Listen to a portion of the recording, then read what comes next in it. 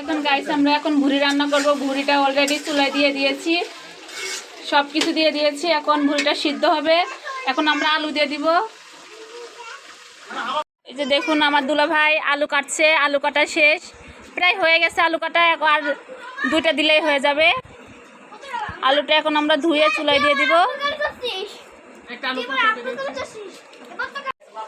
এই যে আমাদের আলু ধোয়া শেষ, এখন আমরা আলুটা দিয়ে দিব চুলায়। দেখুন আপনারা কিভাবে আলুটা দিয়ে দিচ্ছি। দেখুন আলুটা একটু ভুড়িতে দিলে তেলটা খেতে বেশি বোঝা যায় না, ভালো লাগে, খেতে মজা হয়। আপনারা দেখতে থাকুন কিভাবে আমরা ভুড়িটা, চাইলে আপনারা এভাবে রান্না করতে পারেন, এভাবে অন্ধকার করতে পারেন। দেখুন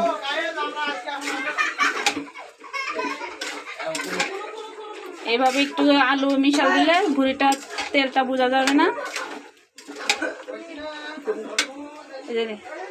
আমাদের ভুড়ি রান্না করা হয়ে গিয়েছে, এবার আমরা নামিয়ে ফেলবো। এই ভুড়ি ভাজা গরম গরম ভাতের সাথে পরিবেশন করলে অনেক ভালো লাগে খেতে।